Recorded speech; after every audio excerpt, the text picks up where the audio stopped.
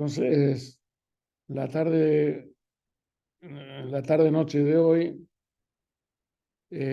continuando con la materia epidemiología en salud de los trabajadores, tenemos la suerte de compartir esta clase con el compañero, amigo médico Lucas de Candia.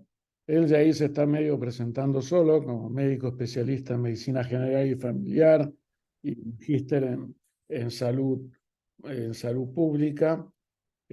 Con Lucas hemos compartido y ha sido uno de los impulsores durante la pandemia de la asamblea de los trabajadores de la salud y las trabajadoras de la salud colectiva, y integró también, junto con Marité Colovini, con Ariel Lajo y Milena Marro, y quien les habla, el comité editorial del Boletín Hilo Rojo, y compartimos la autoría del libro que ya hemos comentado varias veces. Le hemos pedido a Lucas, que también es un compañero, un médico que por su especialidad, por su formación, utiliza en su práctica diaria las herramientas de la epidemiología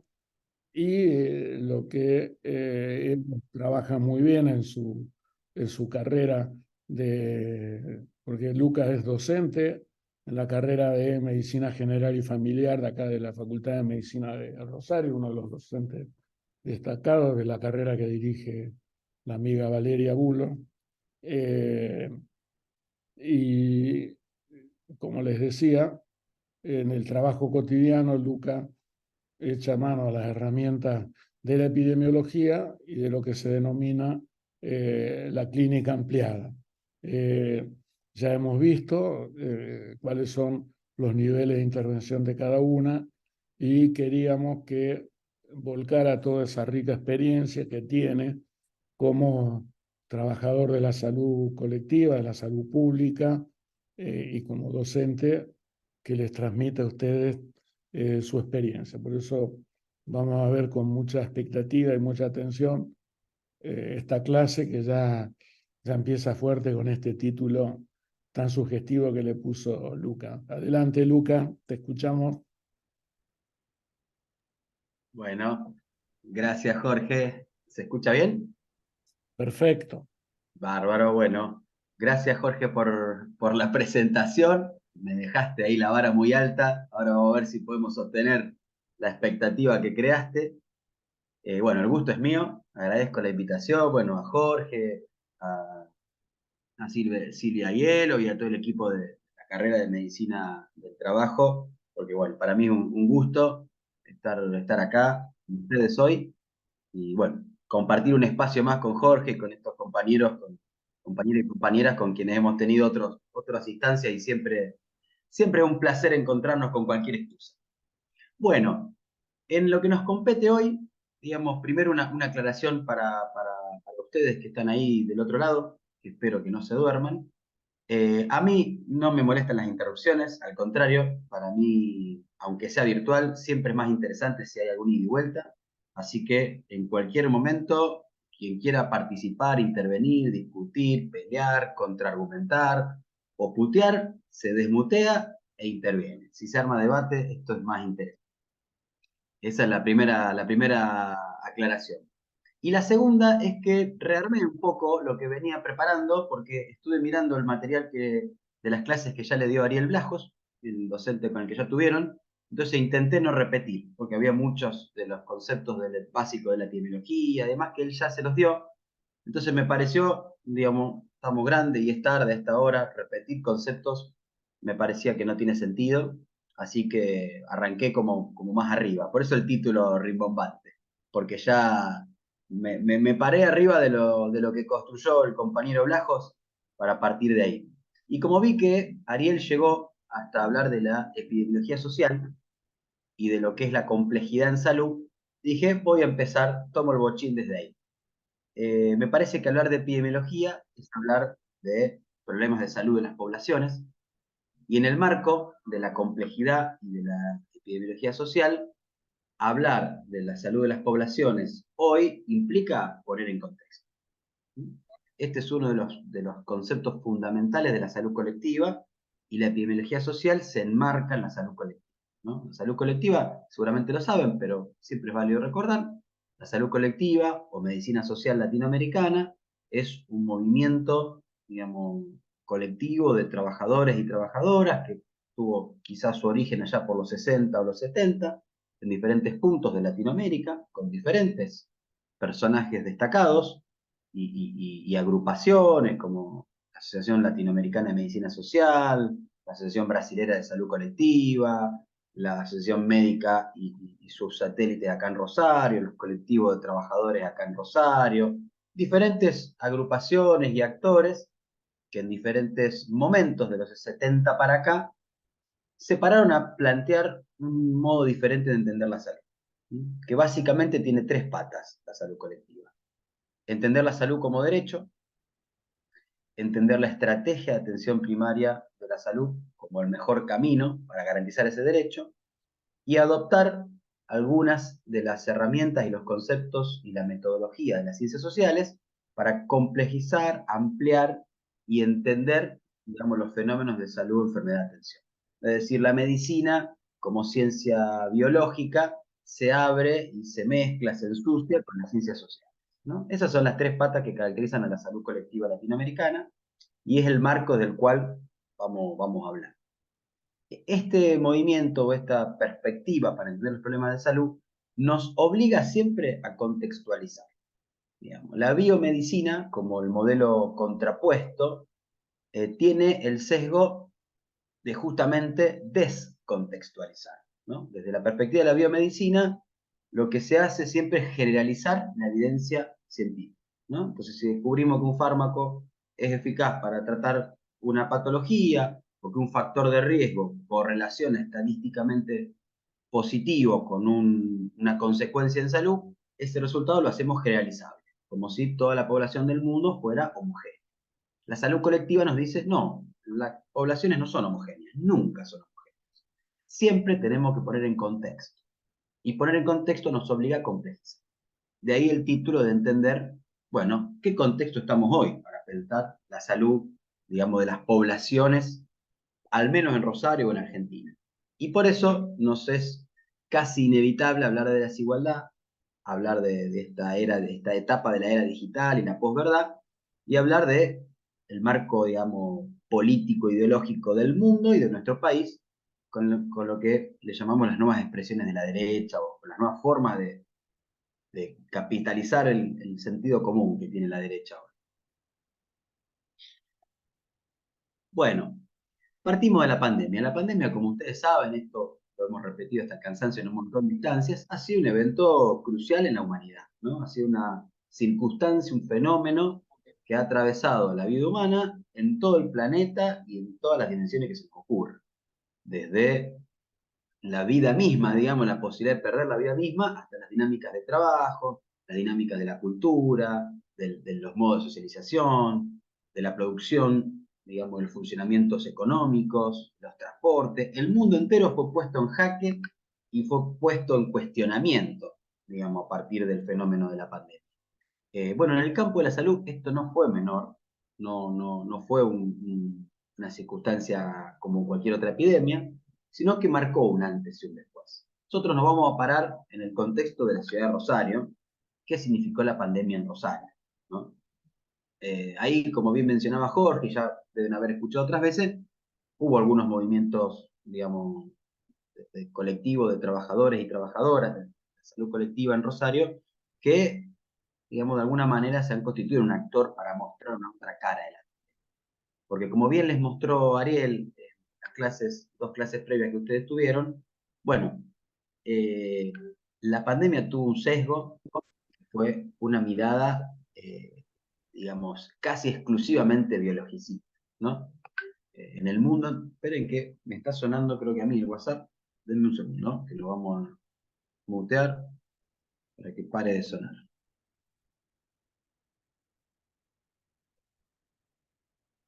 Perdón, ¿eh? Bien. Tuvo un sesgo en donde, como bien les mostraba Ariel, se usaba la epidemiología en su marco más clásico, ¿no? La epidemiología clásica que contaba muertos y contaba vivos o contaba casos y no complejizaba más que eso, mirando solamente la relación entre el, el- el microorganismo, el huésped y el ambiente de un modo muy mecánico, muy reducido. Bueno, eso fue el uso predominante de las herramientas de la epidemiología en la pandemia.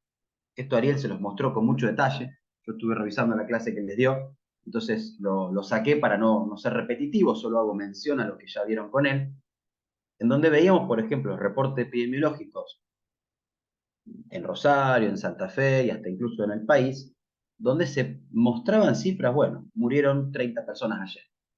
¿Qué significa eso? Digamos, incluso hasta para las herramientas de la epidemiología clásica, eso tiene un error metodológico profundo y fundamental, que cualquier indicador epidemiológico, si no tiene una medida que contextualiza en el periodo de tiempo y en la población total, son números vacíos, ¿no? Bueno, gran parte de la pandemia estuvimos invadidos de números sobre cosas que pasaban en la pandemia, que generaban una sensación de desamparo, desasosiego, angustia, terror, una cosa, digamos, impactante, pero no producían nada ni siquiera metodológicamente correcto, ¿no? No producíamos una lectura adecuada de lo que estaba pasando. Entonces decíamos, bueno, en Rosario hubo 30 nuevos muertos, ¿no? O en Rosario tenemos 20% de ocupación de camas. Y entonces la discusión era, ¿pero cuál era el total de camas? ¿Cuántas camas quedan libres? ¿Cuántas están ocupadas? ¿Qué es el 20% de ocupación de camas? ¿Mm? ¿Qué son 30 muertos? ¿Qué implica en términos poblacionales? ¿No? Bueno, esto, repito un poco lo que ya han charlado con Ariel, es un uso de las herramientas de la epidemiología clásica de un modo incluso metodológicamente muchas veces incorrecto, ¿no? La pandemia nos llevó como para atrás. Hay, digamos, en la historia, digamos, de la medicina, hay cuatro grandes paradigmas que caracterizaron la epidemiología, ¿no? Cuatro modos de entender la salud de las poblaciones, ¿no? Que acá lo muestro muy brevemente en esta diapo, ¿no? Un primer modo que tenía que ver con entender la salud como un equilibrio.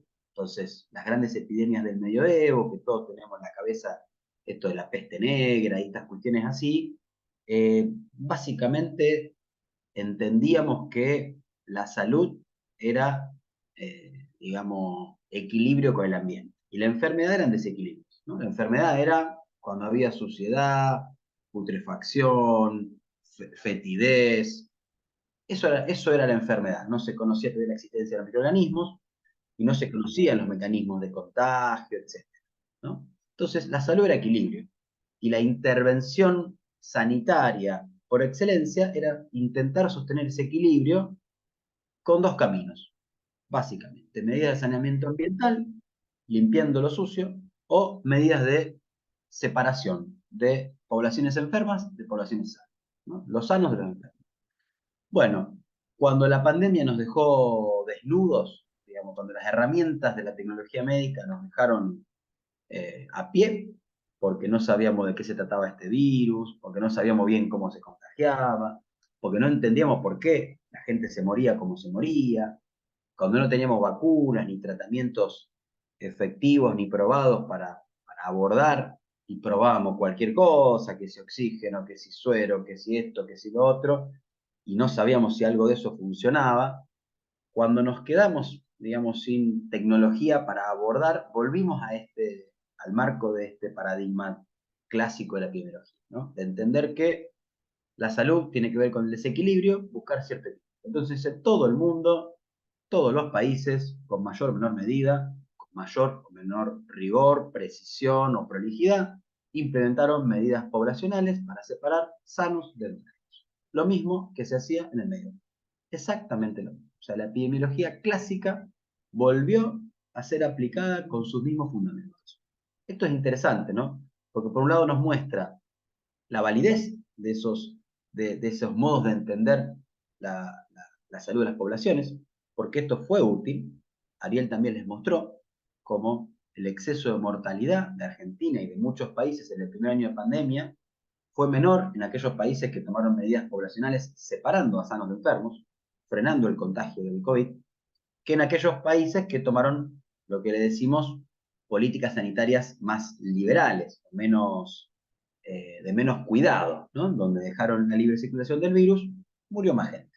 Y esto quedó, digamos, bastante claramente demostrado, ¿no?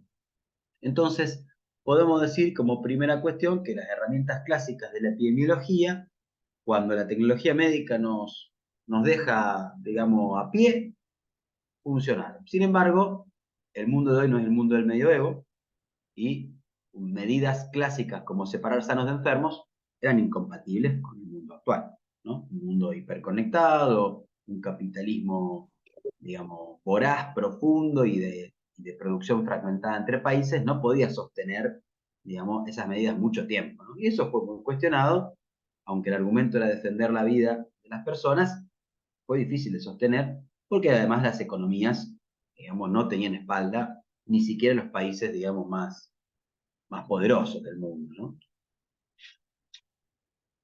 Pero vuelvo a la epidemiología y la pandemia, digamos, el abordaje de la pandemia con las herramientas de la epidemiología fue contar sanos y enfermos de un modo bastante, podemos decir, precario, ¿no? Bastante precario. Hubo una enorme dificultad en gran parte de la pandemia para complejizar la mirada, ¿no? Como les muestro acá, de la modernidad en adelante, entender, digamos, la salud de las poblaciones fue sumando otras miradas, ¿no? Podemos decir que a partir de la modernidad, el Renacimiento, se suma la idea de la causalidad. ¿Sí? El hombre entiende que hay una relación de causa-efecto entre algunas situaciones y algunas consecuencias. Se descubre el microorganismo, se encuentra que hay un microorganismo que produce enfermedad, o se descubre y se entiende la estructura y el funcionamiento del cuerpo.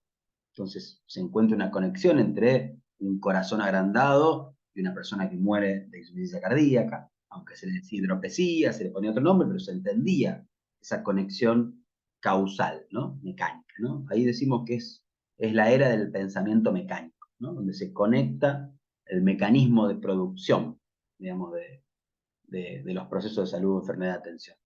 Y un poco más adelante, ya más cerca de nuestra época, en el siglo XX, de la mano del auge de las enfermedades cardiovasculares, surge la noción del riesgo o el paradigma del riesgo, ¿no? En donde las matemáticas y las estadísticas vuelven a tomar, digamos, prevalencia y donde nuestra práctica médica se ve fuertemente y preocupantemente influenciada por el análisis del riesgo, ¿no? Hoy en día decimos que a veces trabajamos más con análisis de riesgo estadístico poblacional que con personas, ¿no? Viene alguien al consultorio y parece que estamos mirando, digamos, estamos calculando el riesgo de morir que tiene antes de darle la mano. ¿Sí? Esto es algo casi absurdo, pero que, bueno, cada vez más frecuente. Bueno, en la pandemia todo esto no nos daba respuesta, no teníamos mecanismos causales, no teníamos claridad de qué pasaba con el virus y mucho menos teníamos datos para calcular factores de riesgo, ¿no? Mucho menos. El paradigma de la complejidad nos ofrecía otro marco, nos ofrecía la posibilidad de entender que alguien enferme y muere responde a diferentes niveles de determinación. Eso es lo que nos dice la complejidad. La complejidad en salud básicamente es entender que las variables biológicas de la enfermedad explican una parte muy chiquita de lo que le pasa a alguien cuando transita cualquier cosa, en este caso COVID, ¿no? Y que dónde vive, cómo vive, con quién vive, a dónde se puede atender, de qué trabaja, qué religión profesa, dónde nació, qué idioma habla, qué nivel, digamos, escolar tiene, qué nivel económico tiene, etcétera. Todo eso determina las posibilidades de enfermar y de morir que tienen los colectivos humanos. Eso dice la complejidad y eso dice la epidemiología social. Y a partir de ahí, el foco de la epidemiología no es más contar casos o eventos, como puede ser la muerte, sino articular estos casos y estos eventos con los determinantes, ¿no? Con estas condiciones. Nosotros definimos determinantes como aquellas influencias en el proceso de salud o enfermedad de atención que nos marcan, digamos, el espectro de posibilidad de ocurrencia de un fenómeno. El determinante es el espectro de posibilidad de ocurrencia de un fenómeno. Es decir, la posibilidad de que un fenómeno de salud ocurra. Entonces, que una persona tenga un seguro de salud y una cobertura, bueno, presenta la posibilidad de que tenga una determinada atención y de que no tenga otra atención. O que una persona viva en un barrio de la ciudad de Rosario con determinadas condiciones de precariedad y con determinadas condiciones económicas y barriales, determina la posibilidad de acceder a ciertas prestaciones, la posibilidad de, digamos, sobrellevar la enfermedad que sea de determinadas maneras. Bueno, esto ya lo han escuchado un montón de veces, digamos, esta hegemonía de la mirada biológica en los procesos de salud es lo que el antropólogo argentino Eduardo Menéndez definió como modelo médico hegemónico, ¿no? Donde lo que miramos de lo que le pasa a alguien que sufre y se enferma es básicamente las variables biológicas de la enfermedad, la dimensión biológica de la enfermedad, y borramos todo lo demás. Bueno, en la epidemiología y en la pandemia esto se vio exacerbado. El propio Menéndez volvió a escribir o reescribió su texto. Viste que los referentes, digamos, que leemos se ponen viejos y reescriben sus propios conceptos, y a veces de manera muy interesante. Menéndez se arriesgó, se embarró, y eso es válido. Siempre es válido que uno se la juegue a revisar los propios conceptos y a opinar y a reflexionar aún sobre los fenómenos que estamos atravesando. Y Menéndez no le esquivó, digamos, el desafío y en el medio de la pandemia se puso a reflexionar sobre lo que pasaba con este modelo médico hegemónico, con esta hegemonía de la mirada biológica en la práctica médica en el medio de la pandemia, ¿no? Y él y muchos autores proponen pensar que la pandemia y las limitaciones que tuvimos para el abordaje de un virus nuevo no hizo más que profundizar, digamos, esta hegemonía, esta mirada biológica de la enfermedad, ¿no? Frente a la precariedad de las herramientas biomédicas que teníamos ante el virus, sobre todo en el 2020, no fue, digamos, posible o no hubo un sentido común que empujó para complejizar el análisis, ¿no? Hubiera sido interesante que pudiéramos discutir, por ejemplo, en Rosario, qué pasaba con los contagios y las muertes por barrio. ¿Qué pasaba con los contagios y las muertes según el subsector del sistema de salud donde cada persona se atiende? Cuanto más hubiéramos podido desagregar esa información para caracterizar y contextualizar lo que estaba pasando, más nos hubiéramos acercado a la epidemiología social y más rico hubiera sido ese abordaje. Bueno, esto no pasó, claramente que no pasó. Digamos, fue un poco la voz que intentábamos sostener en esta asamblea de la que hablaba Jorge al principio y donde muchos actores intentaron proponer esta mirada ampliada de lo que pasaba, pero no fue, digamos, la voz oficial y no fue, digamos, la discusión predominante en las mesas de expertos prácticamente en ningún lugar, por lo menos de nuestro país y en poco lugar del mundo hubo debates así de ampliados, ¿no? La, la hegemonía de la biomedicina de este modelo prevaleció claramente. Bien, claramente. Esto lo vamos a pasar. Es simplemente digamos, una cuestión de que la biomedicina dessubjetiva, deshumaniza, digamos, a las personas que sufren, mirándolas como un cuerpo máquina, ¿no? Esta idea de cuerpo máquina se pregunta Spinelli en un artículo muy interesante que se llama de hombres y artesanos, búsquenlo, la revista Salud Colectiva, es muy interesante para leer. Se pregunta por qué sigue vigente y la respuesta es muy clara, porque al complejo médico hegemónico, al complejo médico industrial, le conviene. Hay un gran negocio con esta idea del cuerpo como máquina, ¿no? Y complejizar y contextualizar, como propone la salud colectiva, atentaría contra lo lucrativo de este gran negocio, ¿no? Bueno, como les decía, la pandemia significó una situación eh, drástica y, entre otras cosas, lo que vimos es una profundización de las condiciones de desigualdad en todo el mundo, ¿no? Vivimos en un mundo desigual, en el modelo económico capitalista se caracteriza por producir desigualdad. El capitalismo, por definición, produce desigualdad. La pandemia no hizo más que acelerar esos procesos, ¿no? La brecha entre los sectores, digamos, con mejores condiciones y los sectores más postergados en todo el mundo no hizo más que agrandarse, ¿no? La pandemia, si se quiere, aceleró esos procesos. Y a mí me interesa traerles algunas preguntas y reflexiones al respecto que venimos leyendo desde el 2020 para acá, de pensadores como Ricardo Ford, como Gianni Bátimo, el propio Jaime Breil, Emerson Meri, diferentes, digamos, Celia Iriart, bueno, el propio Jorge Cohen, en sus artículos, donde, digamos, se preguntan, ¿qué pasa? ¿Qué hizo la pandemia con la desigualdad, con la biomedicina y con la ideología política predominante? Porque esto determina cómo probamos y cómo morimos, nos dice la complejidad y nos dice la epidemiología social, ¿no? Bueno, la pandemia profundizó la desigualdad. En un artículo que publicamos en el libro que mencionaba Jorge, en uno de los capítulos, una de los boletines tiene por título La pandemia como lupa sobre la desigualdad. Nos preguntábamos eso, ¿no? Si la pandemia no fue un amplificador de la desigualdad. Las condiciones de crisis no hicieron más que facilitar que algunos pocos con margen de maniobra sacaran provecho de la crisis y la mayoría de los millones de personas que caminan este planeta quedaron a merced de esa crisis, con una profunda incapacidad de muchos gobiernos, de casi todos los gobiernos del mundo, de interceder en estos procesos, ¿no?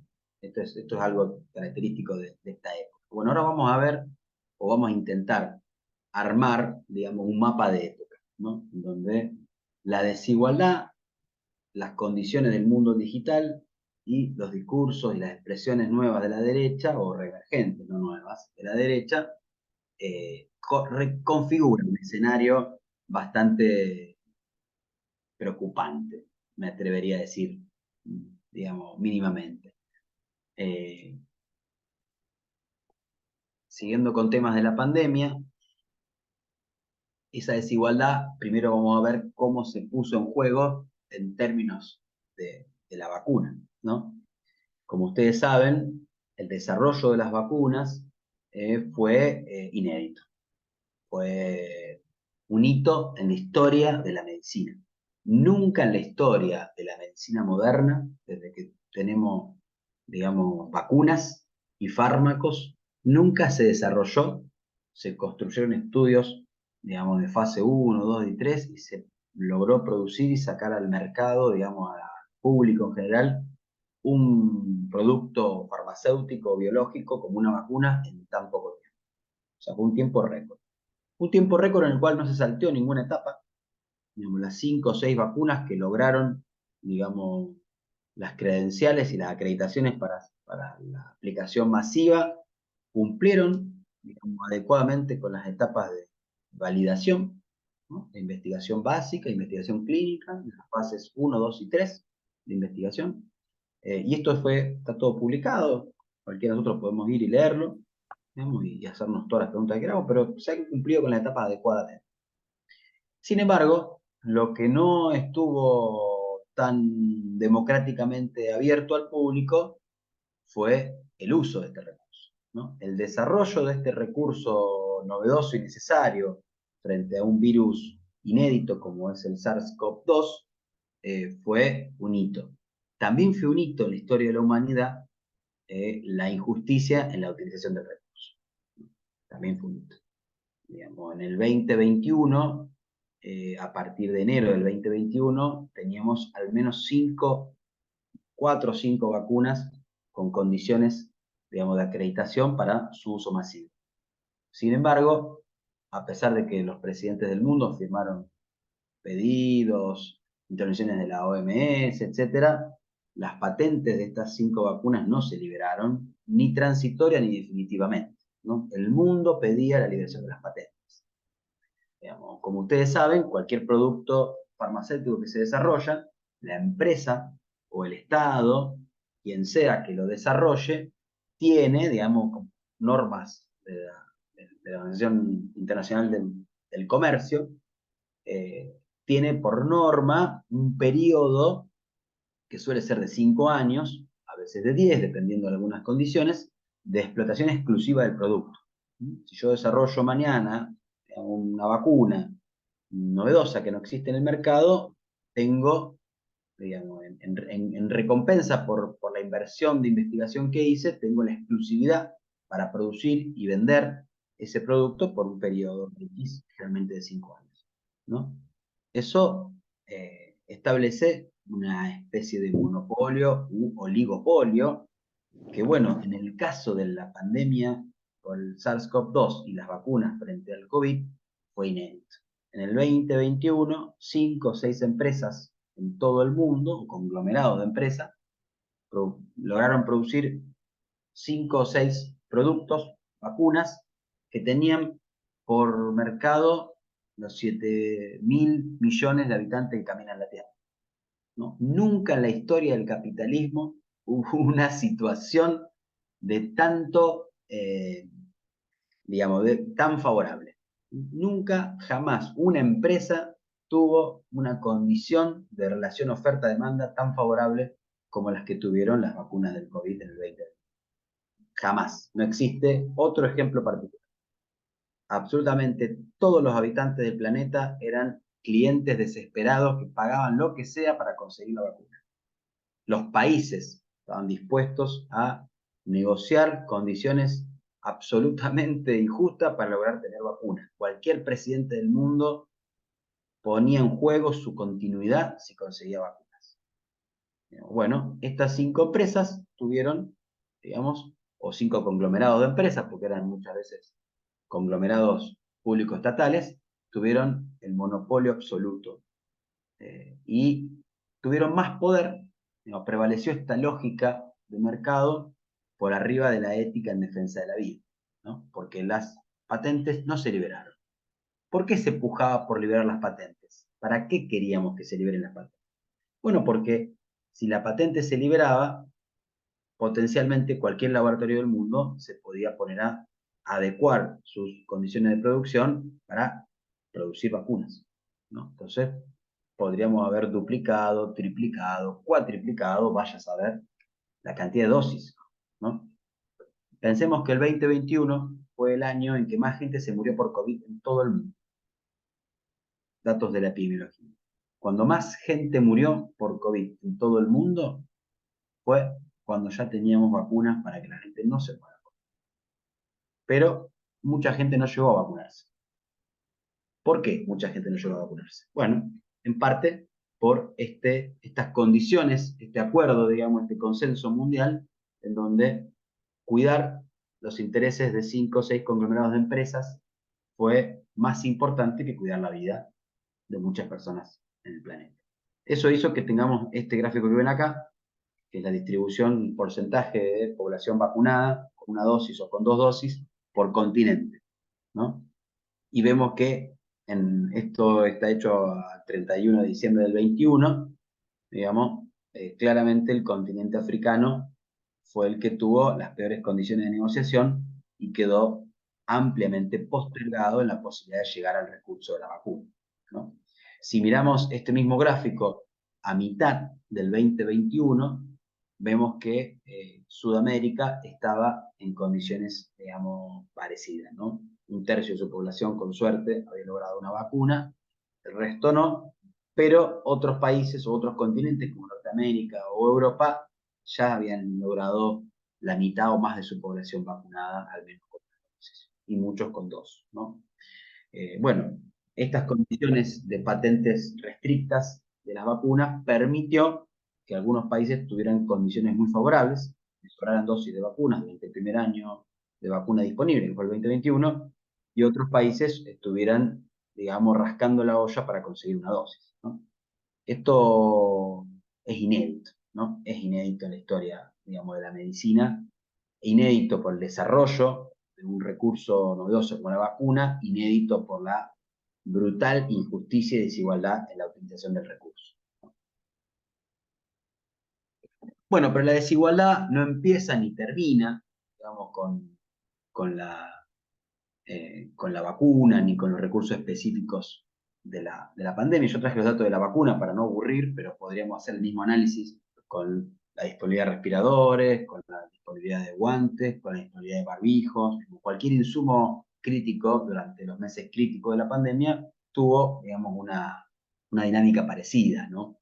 Vale recordar que, repito, esto es inédito porque en otras épocas de la historia fue distinto, ¿no? Un ejemplo válido es la epidemia por poliomielitis a mediados del siglo XX, donde pasó algo parecido, ¿no? Una epidemia que no tenía el impacto del COVID, pero que generaba secuelas y mucho impacto de morbo y mortalidad en todo el mundo, y los desarrolladores de las vacunas, son los mismos que conocemos hoy, Sabin y Salk, contra la poliomielitis, decidieron liberar las patentes, ¿no? Los desarrolladores dijeron, no podemos cometer la brutal injusticia de sostener patentes cerradas, porque eso va a implicar postergar mucho la llegada de dosis a un montón de gente en el mundo. Tienen que liberarse las patentes. Y las liberaron, ¿no? Bueno, esto no estuvo ni cerca de ocurrir, digamos, en la pandemia, en la pandemia por el COVID, solo estuvo este maquillaje de solidaridad, que fue el mecanismo COVAX de la OMS, que digo maquillaje porque fue un intento de redistribución equitativa de dosis que no sirvió para nada, digamos, fue una declaración de intenciones más que una política concreta de equidad internacional. No lo fue, realmente no generó condiciones de equidad en la distribución de la vacuna para nada, solo maquilló una brutal desigualdad en la distribución de este recurso. Pero bueno, la desigualdad no impactó solamente en recursos específicos de la pandemia, también impactó en otros ámbitos, en otros campos. Entonces, por ejemplo, la organización Oxfam se ha encargado de sintetizar cómo esta desigualdad se fue expresando en el mundo en el 2020-2021. Y por mencionar algunos datos, podríamos tomar mucho, pero traje algunos pocos para no aburrir. Vemos que la riqueza de los 10 hombres más ricos se duplicó, mientras que los ingresos del 99% de la humanidad se deterioraron durante el primer año de la pandemia, ¿no? El 1% más rico del planeta pudo aprovechar, tuvo margen de maniobra para acomodarse y sacar ventaja, digamos, económica de la crisis mundial que generó el COVID, y el 99% de la humanidad no hizo más que sufrir las consecuencias, digamos, sanitarias y socioeconómicas, ¿no? Por eso el texto de este artículo, busquen el PDF si quieren, fue publicado en enero del 2021, es interesante la síntesis que hace, se titula El virus, la desigualdad. Plantea cuestiones obscenas como esta frase que leemos acá, que en solo 9 meses las 1000 mayores fortunas del mundo han recuperado su nivel de riqueza previo a la pandemia. La recuperación fue automática, mientras que para las personas en mayor situación de pobreza esta recuperación podría tardar más de una década o no llegar nunca. Digamos, el impacto de caída económica para muchos países y muchas poblaciones puede ser que nunca se recupere. Pensemos en Argentina, ¿no? Pensemos hoy los niveles de desocupación, de indigencia, de inflación que tenemos, ¿no? Para mucha gente, las condiciones actuales macroeconómicas de Argentina implican, digamos, una caída en el estatus económico, en la posibilidad concreta de consumir y de sobrevivir, que quizás sea una condena a largo plazo. Suena fuerte decirlo así, pero nunca es triste la verdad, lo que no tiene remedio, cantaba Serrat. Y bueno, así parece. Bueno, un respiro nos da Mafalda con un poco de humor sarcástico del que estamos acostumbrados y dice, venimos por la vacuna contra el despotismo, por favor, ¿no? Porque, bueno, de alguna manera es tirano, es despótico lo que pasó en la pandemia, ¿no? Y esto nos da pie a otra vuelta, ¿no? A otro de las tres patas los tres puntos que quiero desarrollar hoy, ¿no? El primero, les decía, la desigualdad que caracterizó la pandemia. El segundo es el mundo, la era digital y la posverdad. Y el tercero es el discurso de la derecha, ¿no? Bueno, esta enorme desigualdad, digamos, estas injusticias que caracterizaron las estrategias de abordaje de la pandemia en casi todo el mundo, lejos de despertar la indignación de grandes colectivos, de generar reacciones progresistas, de estimular el pensamiento crítico, lejos de que pase eso, quedamos todos como anestesiados, ¿no? Frente a lo obsceno y lo tremendo de la desigualdad que nos toca presenciar hoy y que venimos viendo increciendo, digamos, profundizada por la pandemia. Frente a eso, eh, parece que el campo progresista, socialista, nacional y popular, de la justicia social, digamos, todos esos colectivos, digamos, de izquierda, o pongámosle la denominación, la agrupación que quieran, quedamos anonadados, ¿no? Frente a esa enorme y obscena desigualdad, no hubo construcciones, o hubo pocas, y con poca penetrancia, digamos, social, construcciones políticas que reactiven y reaccionen, digamos, con pensamiento crítico frente a esta obscenidad de la desigualdad que creció con la pandemia. Bueno, en parte el por qué muchos autores proponen, nos invitan a pensar en la era digital y la posverdad, ¿no? Casi como una triste caricatura, vemos ahí los tres monitos que frente a una computadora en la era de la posverdad dicen no leo, no comprendo, pero comento, ¿no? Bueno, esto me pareció una síntesis voraz, ¿no? La posverdad tiene un montón de definiciones. Hay un video de Darío Stanriver sobre la posverdad de un seminario que hace él, que es muy interesante, se los recomiendo, que lo busquen y lo vean, es muy entretenido. Darío hace relecturas de temas filosóficos de un modo muy ameno para quienes no tenemos mucho recorrido en la filosofía, ¿no? Pero básicamente podemos decir que la posverdad es esta condición que instala en la era digital actual, en donde un argumento, o mejor dicho, no un argumento, digamos, algo se instala como una verdad sin argumentación, ¿no? Digamos, la penetración del mundo digital, digamos, nos invade de datos, de informaciones totalmente desagregadas, totalmente desargumentadas, sin raíces, sin conexión, apelando a la reacción emocional, ¿no? Entonces, de alguna manera, como los tres monitos, no leo, no comprendo, pero comento.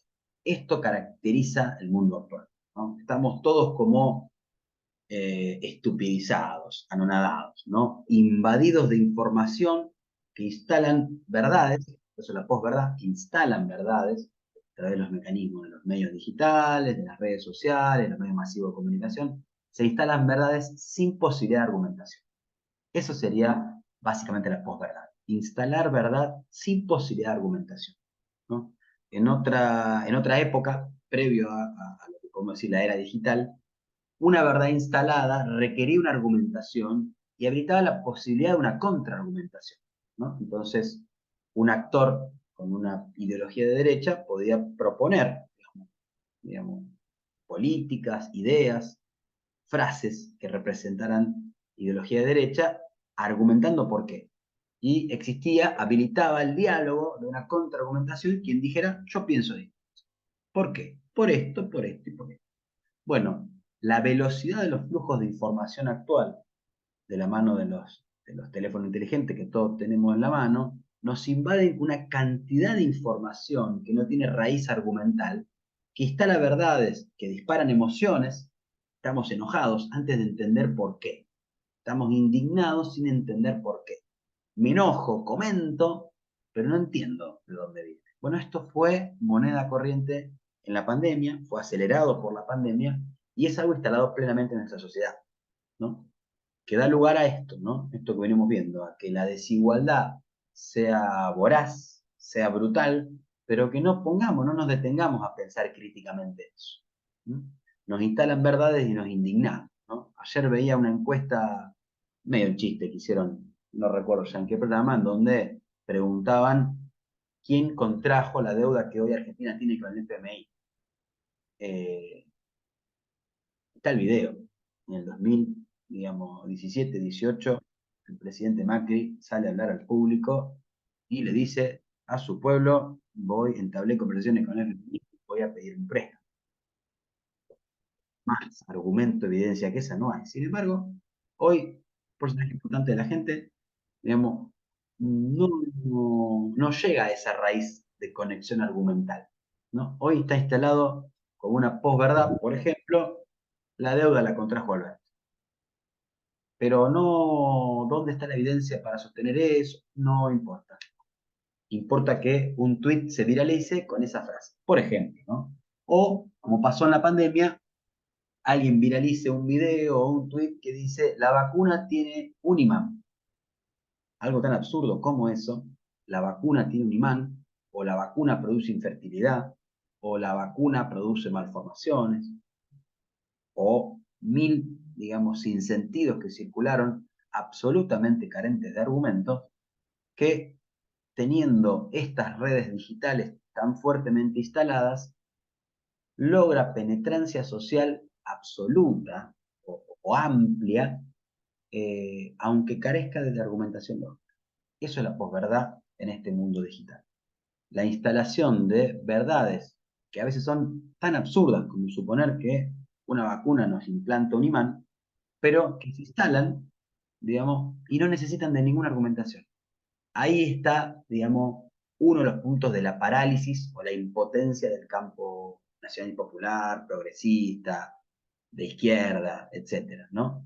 Que frente a eso tenemos que salir, como salimos, por ejemplo, muchos actores de esta asamblea de la que hablaba Jorge, de trabajadores y trabajadoras de salud colectiva Rosario, el propio Jorge, muchas veces fue el interlocutor en los medios locales de radio y televisión, explicando cosas tan absurdas como por qué la vacuna no producía infertilidad o por qué la vacuna no tenía un imán, porque eso era falso, ¿no? Entonces requería todo un esfuerzo de argumentación de una frase absurda, ¿no? Bueno, este es el mecanismo, digamos, de la posverdad, ¿no? Un mecanismo que es muy eficaz y que es una herramienta que las diferentes formas de la derecha supo y sabe explotar de un modo muy, muy, muy eficiente, ¿no? Bueno, un referente en pensar estas cuestiones es Eric Sadin, un filósofo francés. Le recomiendo mucho que lo lean. Digamos, es uno de los pensadores, digamos, que tiene más agudeza. Él, Bifo Berardi, Byung-Chul Han, son algunos de los pensadores actuales. Bueno, Ricardo Foster en la escena local. Nos ofrecen algunas claves para pensar nuestro tiempo de modo, por lo menos, interesante y trascendental, ¿no? Para entender, bueno, ¿qué nos está pasando? Alguien tiene una idea. Bueno, Sadin habla un poco de esto, de lo que les vengo diciendo, lo he tomado mucho de sus libros. Estamos ante una pantallización de la existencia, ¿no? Él dice, uno de sus conceptos muy interesantes es que ocurre un fenómeno así como que nuestra existencia está recubierta, ¿no? Como si tuviéramos una mediación entre nuestros sentidos y los fenómenos del mundo real que percibimos. Ya no son nuestros sentidos la mediación para pensar lo que estamos viendo. No, la mediación ahora son los flujos de datos en las redes digitales, en los smartphones, los teléfonos inteligentes o en las computadoras, ¿no?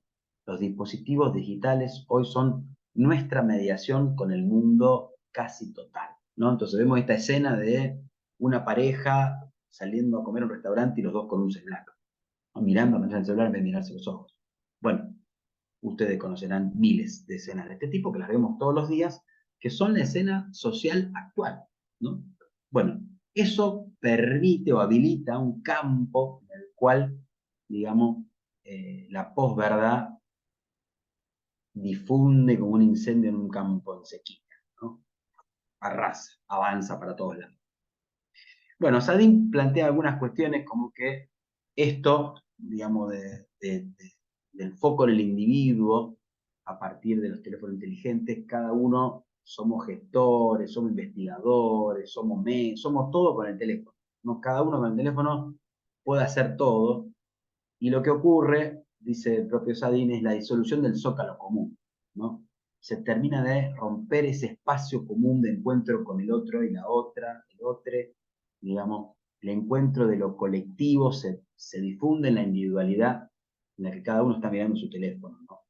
Bueno, esto él lo relaciona con una desilusión progresiva ante la palabra política, digamos, los instrumentos políticos que tienen que ver con lo colectivo, digamos, con lo común, con el espacio común, con el espacio público, el espacio compartido y la construcción, digamos, la idea de pueblo, la idea de colectivo, está como diluida, ¿no? Con estos dispositivos y esta era digital. Y al mismo tiempo, esta era digital favorece, digamos, lo que llaman clouds económicos, ¿no? Las nubes, estos claustros económicos donde cada uno compra y vende con su celular, ¿no? Muchos de ustedes, quizás mientras que me escuchan a mí, están con el celular comprándose, no sé, una bicicleta. Es loco que eso pase. No porque no me escuchen a mí, porque seguramente ya están aburridos a esta hora y ya hablé mucho, pero es loco que eso pase. Digo, hace 10 años no se podía hacer eso. Solo 10 años. No podíamos estar en una clase virtual de un posgrado de medicina y al mismo tiempo comprando una bicicleta. Hoy sí, hoy sí. Bueno, esto establece condiciones de sociabilidad, de cultura y cuestiones económicas absolutamente inéditas, inéditas. Bueno, estas expresiones de la derecha, estas nuevas derechas que emergen o reemergen en el mundo, han sabido capitalizar, ¿no? Digamos, el neoliberalismo, dice Ricardo Foster, no ha cesado de crecer como un monstruo con 20.000 cabezas, digamos, desde los 70 para acá. No ha dejado de ganar terreno en el campo de la salud, con el complejo médico industrial y en todos los demás campos de la vida también, ¿no? Esto ha instalado condiciones cada vez más profundas de desigualdad, que la pandemia ahondó,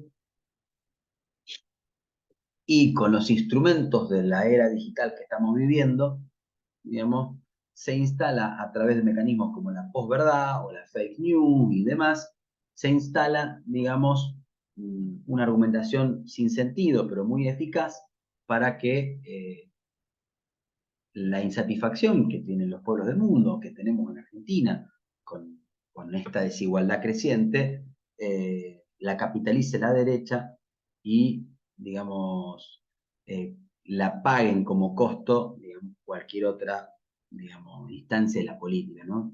Hoy en día, cualquier construcción política en términos tradicionales tiene el manto de la mala palabra, de la corrupción, de la inoperancia, de la posibilidad de pensar la política como instrumento en la transformación de la vida de la gente, parece estar en crisis en este momento, ¿no? Parece estar en crisis en este momento.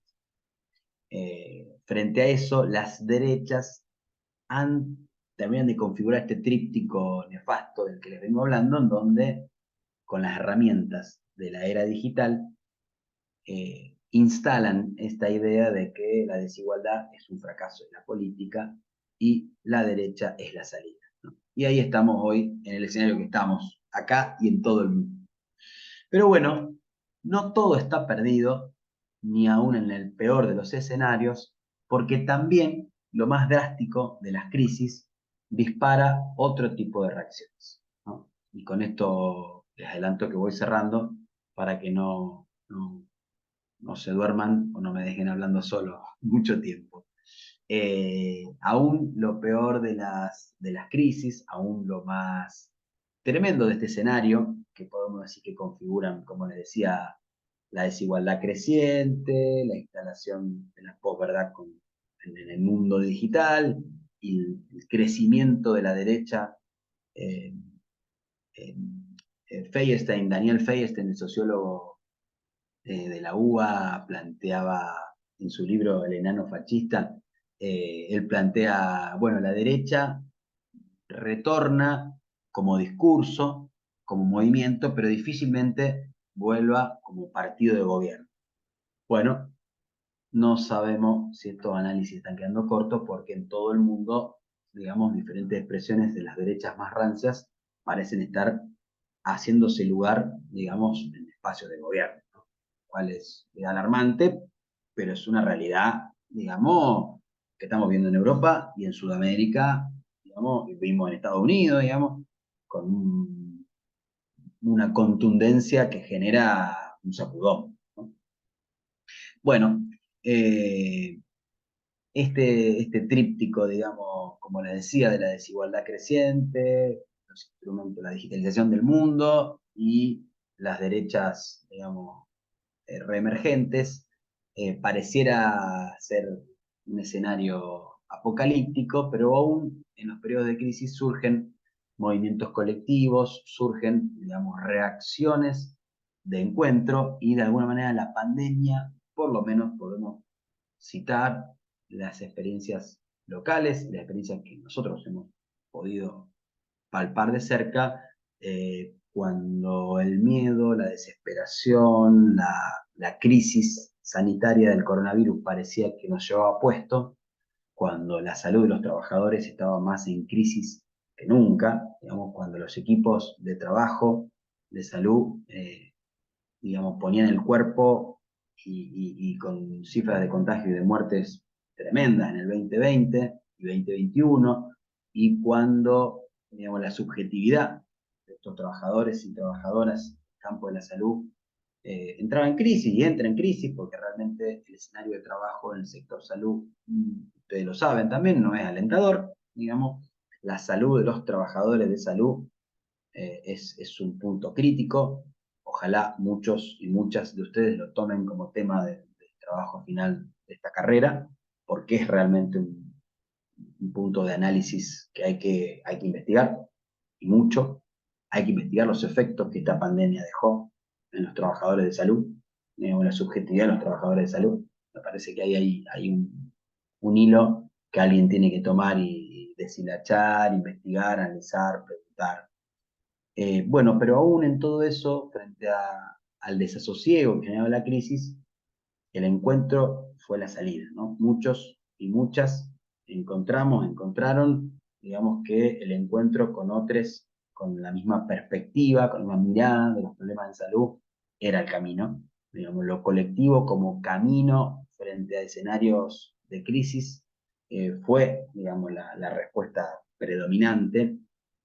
Y frente a ese colectivo como camino de salida, bueno, realmente hemos encontrado en las expresiones de la asamblea, en publicaciones, en boletines, felizmente en este libro del que Jorge les hablaba al principio y que acá les pongo la tapa, el hilo rojo de la pandemia, sintetizamos esas experiencias de encuentro, digamos, colectivo para pensar la epidemiología social, la complejidad real de los fenómenos en momentos de crisis, ¿no?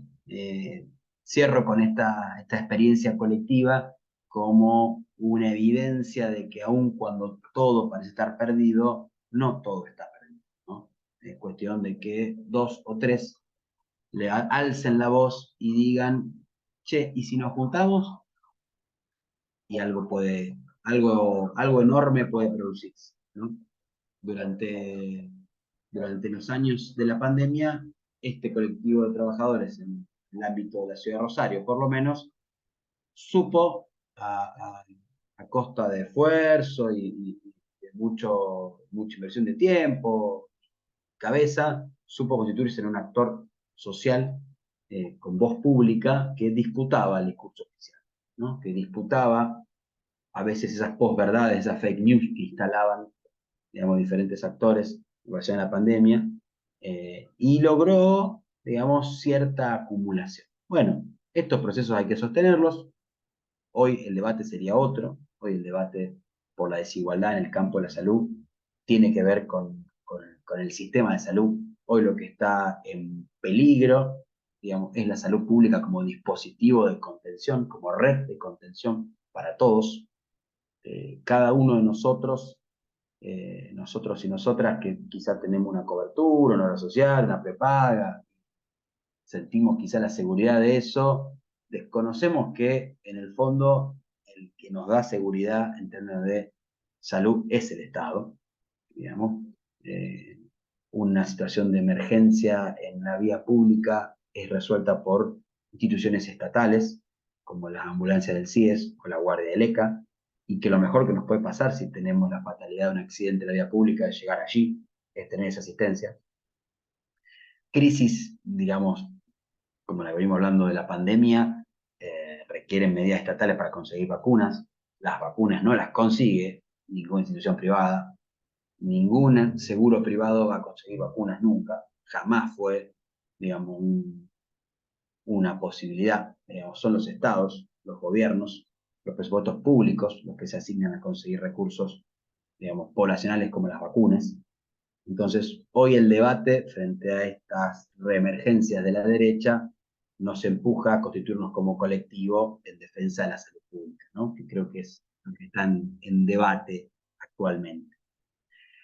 Así que si quisiéramos pensar la epidemiología social, digamos, en el marco del paradigma de la complejidad en salud, tendríamos que estar pensando algunas de estas determinaciones generales, cómo impactan en la salud de las poblaciones, ¿no? Hoy, cualquiera de ustedes que esté pensando quizás una investigación o su trabajo final de la carrera de medicina del trabajo, no podría obviar, digamos, el contexto actual, ¿no? De los determinantes de la salud, enfermedad, atención, y bueno, estas reemergencias de la derecha, estos novedosos modos de sociabilidad del mundo digital y esta creciente desigualdad caracterizan, digamos, el marco de lo general de nuestro actual vivir. ¿Mm? Bueno, acá me quedo, porque si sigo hablando, seguimos hasta la noche y temo que ya me quede solo. ¿Alguna devolución, algún comentario, una ya se pregunta? hizo de noche, Lucas, ¿eh? Te aviso. ¿Viste? Empecé de día y terminé de noche, Jorge. Yo te dije que si me dejaba hablar, la hago larga. No, bueno, quisiera dar unos minutos, todavía creo que tenemos, antes de las 20, si alguien quiere hacer alguna devolución, alguna pregunta, alguna, alguna contraargumentación. Me encanta el debate si alguien piensa, si alguien está en desacuerdo. Sería re interesante que si alguien está en desacuerdo, lo plantee, ¿eh? Deja de compartir la pantalla si los vemos. Dale.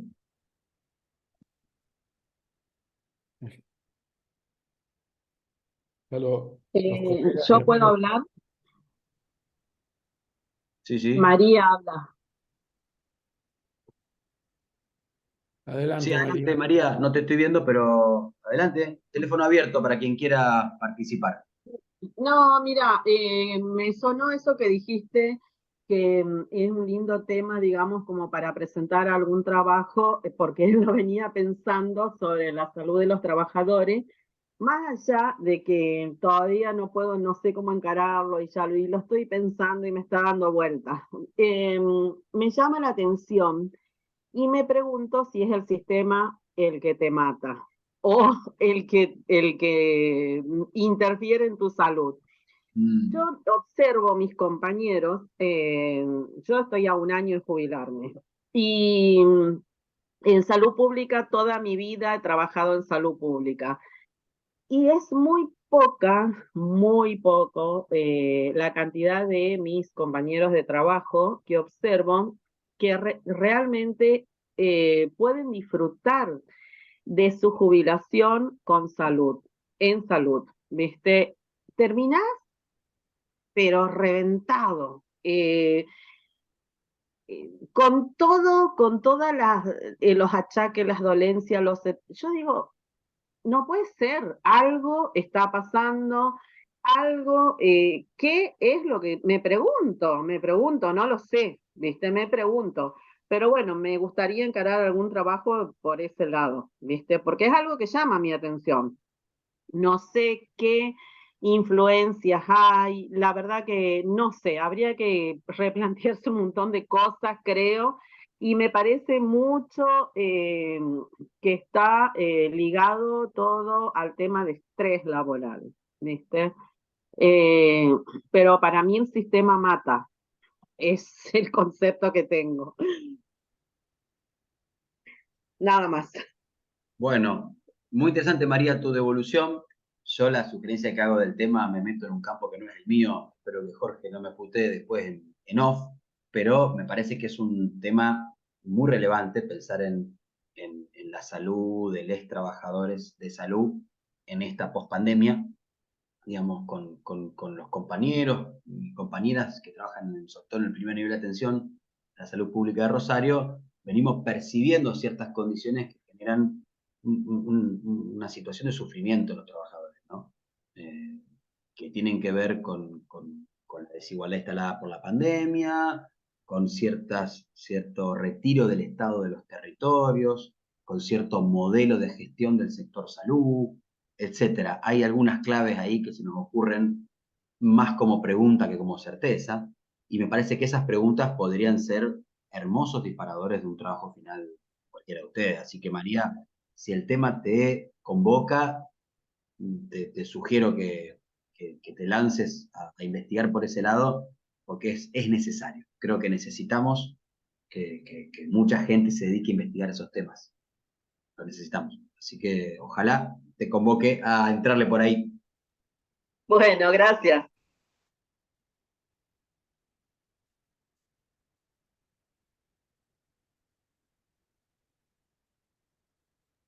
Con respecto a lo que estaba hablando ella, ¿qué tal? Soy Gabriela Almada. Me parece que también se vive mucho estrés laboral hoy por hoy, lo que es la entidad pública, lo que es la situación económica, más que nada económica del médico, porque el médico hoy en día está muy mal pago, entonces tiene que meter más horas de guardia para tratar de tener un sueldo digno, porque yo me acuerdo que por allá en el 2009, yo me acuerdo que vivía con una guardia por semana. Hoy tenés que estar hablando de 48 o 72 horas de guardia. Tal Y cual, sí, Gabriela. un sueldo de provincia para un médico es horroroso pensarlo. Entonces, ahí está también parte del estrés. Pues yo me acuerdo que por allá en el 2009, cuando empezaba mis primeros trabajos, no vivía el mismo estrés que se vive hoy. ¿De qué trabajas, Gabriela? Metiendo una Perdón que te guardia pregunte. atrás de otra. Gabriela, ¿de qué trabajas vos? Yo soy médica policial, Ajá. hago consultorios de clínica y nada, eso. Y Bien. estoy metiendo todos los días. No, no, es Eh, que es una realidad. Lo que vos decís es una realidad, digamos. Tengo un cargo provincial, creo que los cargos provinciales son más o menos, manejan un mismo Sí, en general sí, depende de alguna sueldo, cuestión de o sea, es regionales, pero el mismo va sueldo. pasando. Todo lo que es provincia es un poquito más, un poquito menos, pero es lo mismo. Ujú. Y es terrible, es terrible. Bueno, esto de la carga de trabajo que tienen en términos de tiempo y de desafío, de complejidad de la demanda, los trabajadores de salud es un elemento en esto, cómo decir, entre las hipótesis que podemos barajar de qué argumenta el enorme sufrimiento que vemos hoy en los trabajadores de salud. Bueno, sí, que hoy, como bien decís, quizá para sostener el mismo ingreso salarial, eh, muchas personas, muchos trabajadores y trabajadoras de salud tienen que realizar más trabajo, más horas de trabajo. Díganmelo a mí, que jueves y en vez de abrirme una cerveza estoy dando clase acá, con ustedes. No me lo hagan pensar, que estoy con mate todavía. Doc, Doc, encantada. Yo me llamo Tamara. Hola, Vivo Tamara. en la ciudad de Mar del Plata. Te quería preguntar, ¿cuál es la experiencia o el trabajo que hicieron en el colectivo que más eh, te devolvió o que más te dejó satisfecho de esta posibilidad de agruparse y de trabajar con los compañeros? Mirá, te podría contar un montón de anécdotas, un montón. Eh, Creo que algunas fueron los primeros gérmenes de esta construcción colectiva, las que más me marcaron, que fue, pues yo soy docente y estoy trabajando y estoy desde el 2018 en la coordinación de la carrera de posgrado de Medicina General.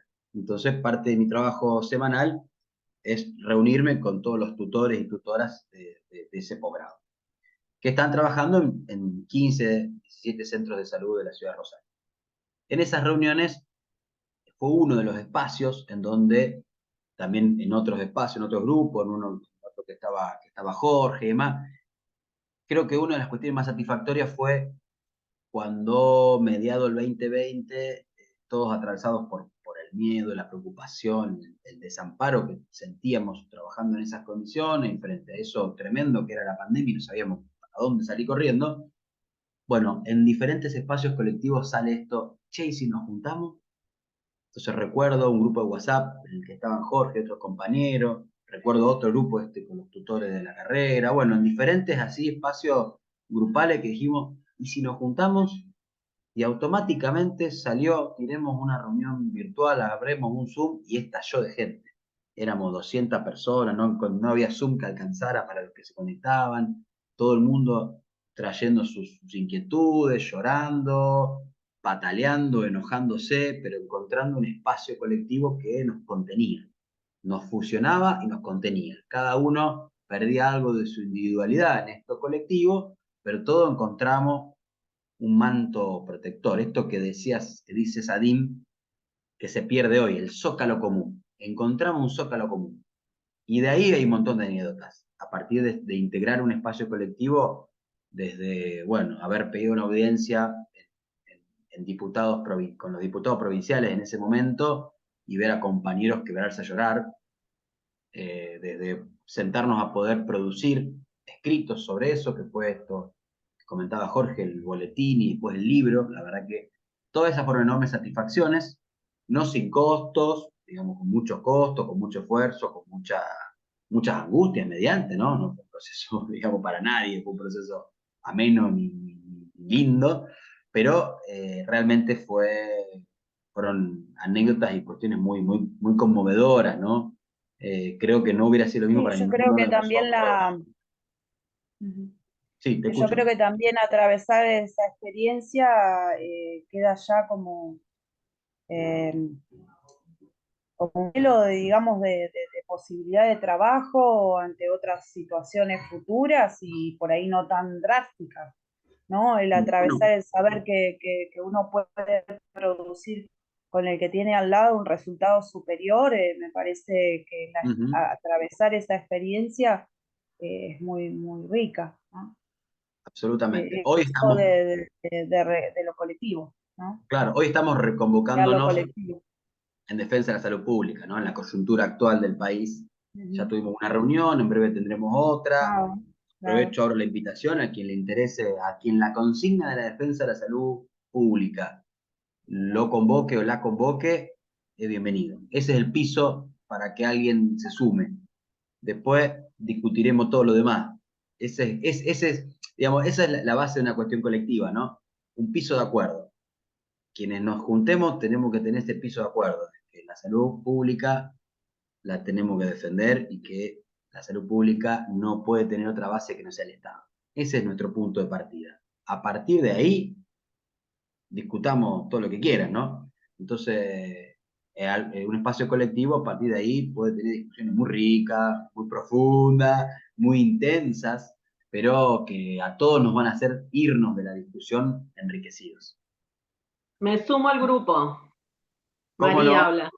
Bueno, después Jorge les manda, yo no tengo los contactos de Dale. ustedes, pero Jorge, vos después abrí la invitación, quien quiera participar es bienvenido, bienvenida.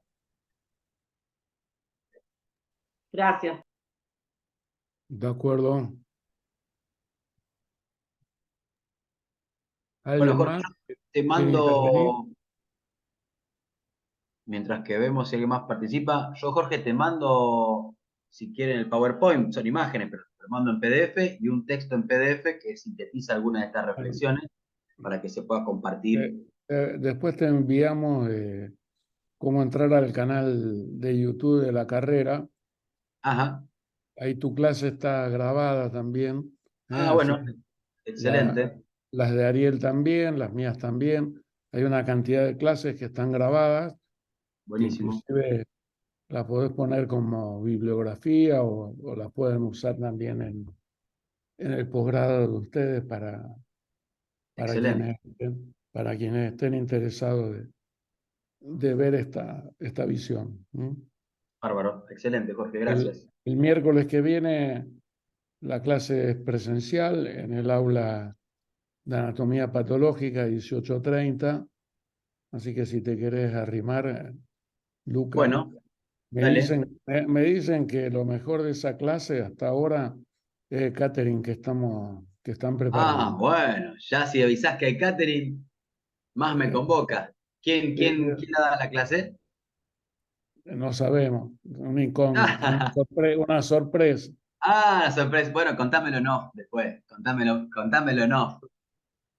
El viernes el viernes 29 eh, cierra esta materia la socióloga y licenciada Cornelio, Cecilia Cornelio, que es una destacada investigadora y formadora que ha jugado un papel muy importante en los estudios epidemiológicos que ha hecho la Superintendencia de Riesgo del Trabajo. Algunos de sus trabajos están publicados en la página o se pueden bajar de la Superintendencia de Riesgo del Trabajo. Yo se lo voy a pasar, sobre todo la investigación de factores de riesgo psicosociales y el recorte que han hecho sobre violencia laboral, que lo acaba de presentar muy bien en el primer Congreso Argentino contra la Violencia Laboral en Mar del Plata. Ahí precisamente, Tamara, se hizo en tu ciudad ese congreso, el primero y el 2 de este mes, de septiembre. Ahí estuvimos. Ahí acordamos con Cecilia que ella cerrara esta materia porque me parece que es importante y Cecilia ha logrado sobrevivir en ese espacio peleando muy bien el derecho a poder pensar libremente dentro de una institución que metió, esto lo digo yo,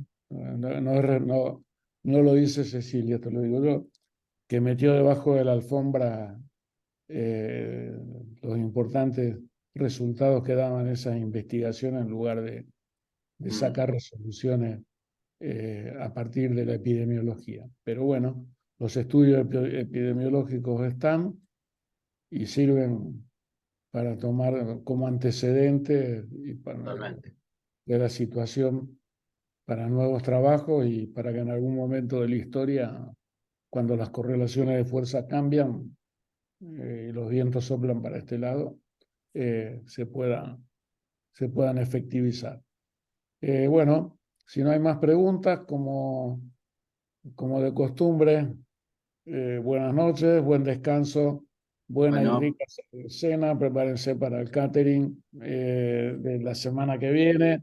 Así no decimos buena cena virtual, sino tratamos de que haya una cena compartirla. real, claro, una cena real que alimenta mejor el espíritu y nuestra estructura biológica y psicológica. Les mando un Bien. abrazo a todos. Gracias, Lucas, Por tu favor, presencia, gracias a por tu ustedes por la aporte, invitación. Un gusto. sobre todo por la Muchas valentía gracias. de Buenas noches. presentarla